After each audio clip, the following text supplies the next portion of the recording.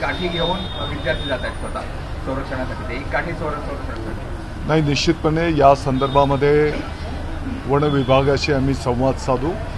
ज्या ज्या भागामध्ये बिबट्यांची दहशत आहे त्या भागामध्ये पिंजरे लावून त्या बिबट्यांना लवकरात लवकर पकडून त्यांची वन विभागाने जी काही नियमाप्रमाणे आहे ती विल्हेवाट लावणं आणि स्थानिक पातळीवर अशी काही गंभीर परिस्थिती असेल, किंबहुना कधीकधी आता मध्यंतरी थंडीचा पण प्रकोप वाढलेला होता, तर अशा वेळेस मग वेळ अर्धा तास पुढे पाठीमागं करणं हे स्थानिक पातळीवर अधिकार देण्यात आलेले आहेत. दादा, मागच्या वेळेस असाच निर्णय झालेला होता, थंडीमुळे शाळांच्या वेळा ह्या उशिरा घ्याव्या, परंतु आदेश येऊन देखील कुठल्या शाळेने ते नियम पाळले नाही.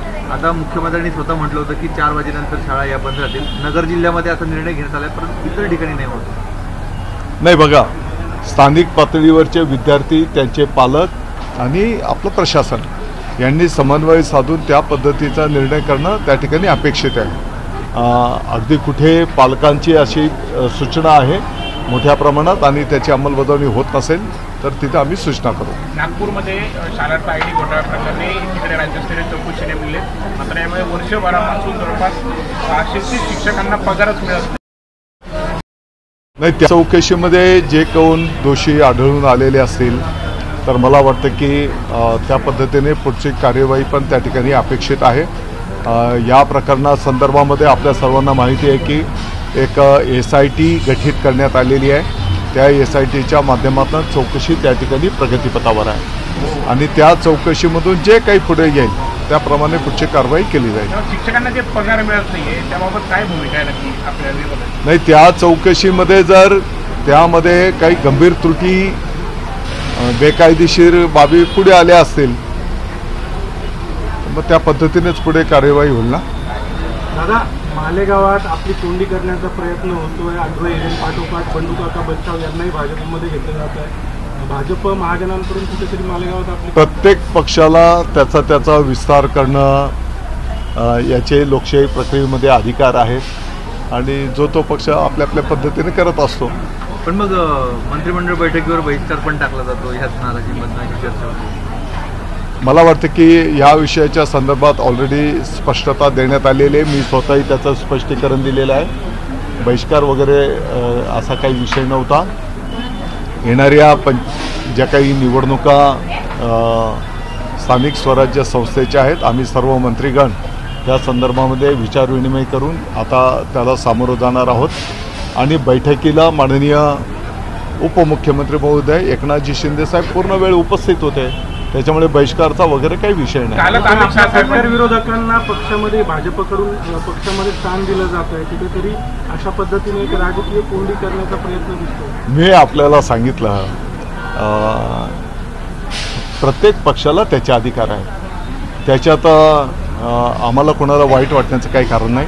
परंतु माननीय मुख्यमंत्री महोदय फडणवीस साहेब, माननीय उपमुख्यमंत्री महोदय एकनाथजी शिंदेसाहेब यांच्या बैठकीमध्ये किमान शिवसेना आणि भारतीय जनता पार्टी एकमेकांच्या कार्यकर्त्यांना प्रवेश देणार नाही असा निर्णय झालेला आहे. काल अमित शहांची भेट देखील घेतलेली आहे शिंदेंनी, याबाबतच भेट घेतली अशी देखील चर्चा. आणि याला जोडून असाही प्रश्न आहे की डॉक्टर श्रीकांत शिंदे यांच्या आक्रमक भूमिकेमुळे तेच महायुतीमध्ये विशिष्ट निर्माण होतं, विशेषतः तुम्ही माझी आपल्याला विनंती आहे की उगाच या गोष्टींना खूप वेगळं विषयावर नेण्याचं काही कारण नाही.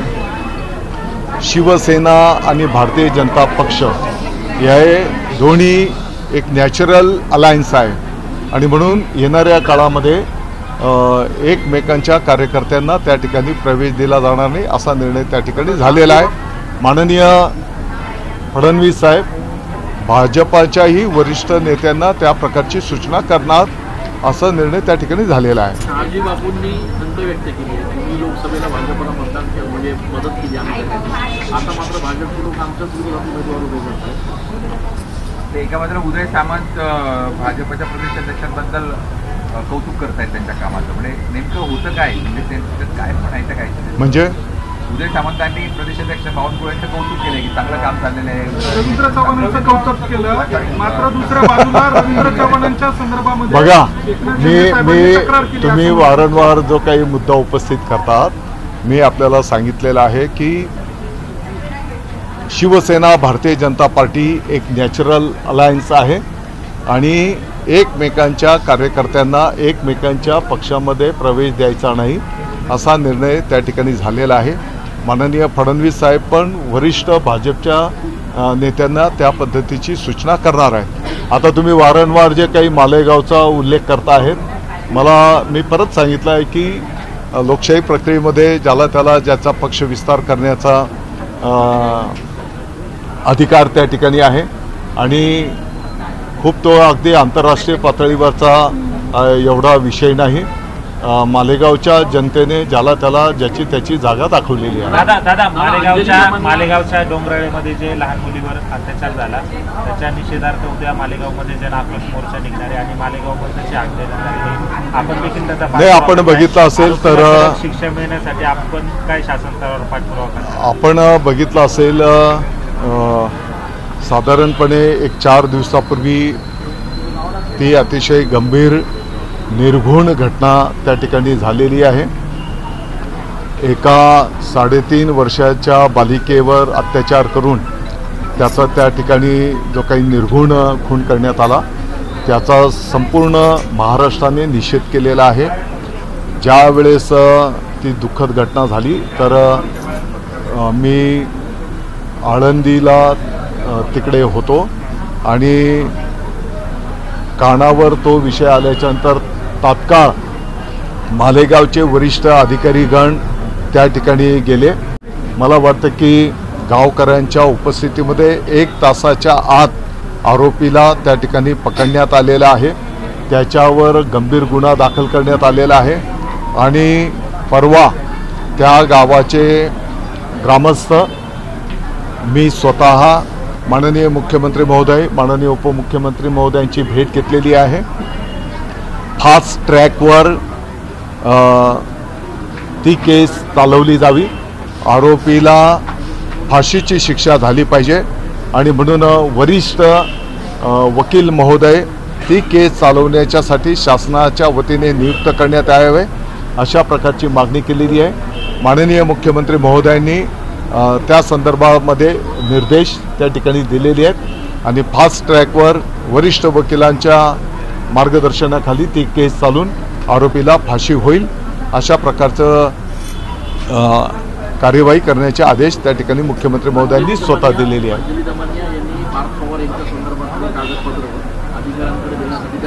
मला वाटतं की या संदर्भामध्ये माननीय मुख्यमंत्री महोदयांनी ऑलरेडी समिती गठीत केलेली आहे आणि त्या समितीच्या चौकशीमधनं जो काही अहवाल येईल तो माननीय मुख्यमंत्री महोदय, उपमुख्यमंत्री महोदयांना त्या ठिकाणी सादर केला जाईल आणि त्या अहवालामध्ये जे काही येईल वस्तुस्थिती त्याप्रमाणे पुढची कार्यवाही होईल. संभाजीनगरला शिवकालीन ठेवा आहे आणि त्याला वाळवी लागल्याचं समोर आलेलं आहे. 1999 पासून नाशिक संभाजीनगर महापालिकेनं त्या ठिकाणी रंगकाम सुद्धा केलेलं नाहीये. एका बाजूला शिवाजी महाराजांच्या नाव घेऊन संपूर्ण राजकीय पक्ष काम करत असतात, राजकारण करतात, मात्र शिवकालीन ठेवाच असा वाळवी लागल्याची स्थिती त्या ठिकाणी. आपण जो काही मुद्दा समोर आणलेला आहे तिथले स्थानिक प्रशासन आणि लोकप्रतिनिधी महोदयांच्या कानावर आपण ते घालू. शेवटी हा आपला जो प्राचीन ठेवा आहे ते जपणं ही आपली सगळ्यांची जबाबदारी आहे. त्या पद्धतीचं विनंती त्या ठिकाणी केली जाईल. शेवटचा दिवस आहे माघारीचा नगर परिषद निवडणुकीचा, तसे प्रयत्न केले जातात. जिल्ह्यात पहिलं तर महायुतीचेच अनेक उमेदवार आमने सामने आहेत. माननीय शिवसेनेचे मुख्य नेते एकनाथजी शिंदे साहेबांचे आम्हाला आदेश आहेत की महायुती म्हणून या निवडणुकींना सामोरं जाणं, अर्थात काही ठिकाणी स्थानिक पातळीवरच्या जे काही स्थिती आहे त्याप्रमाणे स्थानिक पातळीवर निर्णय होत आहेत. दादा, ससून रुग्णालयामध्ये जे उपचार घेणारे वयोवृद्ध रुग्ण असतात, बेवारस आहेत, काही कुटुंबीय त्यांची साथ देत नाही, अशांना वृद्धाश्रमामध्ये ठेवलं जातं. मात्र आता ज्या वृद्धाश्रम होते त्यांनी त्यांना उघड्यावर आणलेले, अगदी गवत वगैरे एवढ्या ऐन कडाक्याच्या थंडीमध्ये 16 जण उघड्यावर आपलं आयुष्य व्यतीत करत आहेत. काय कारवाई केली पाहिजे? आपण जी काही पुण्याच्या संदर्भातली सूचना केलेली आहे तिथले स्थानिक लोकप्रतिनिधी महोदय आणि प्रशासनाला या संदर्भातली सूचना करू. चलो बाबा गर्दी होईल आता इकडे या, गर्दी होईल. काय करायचं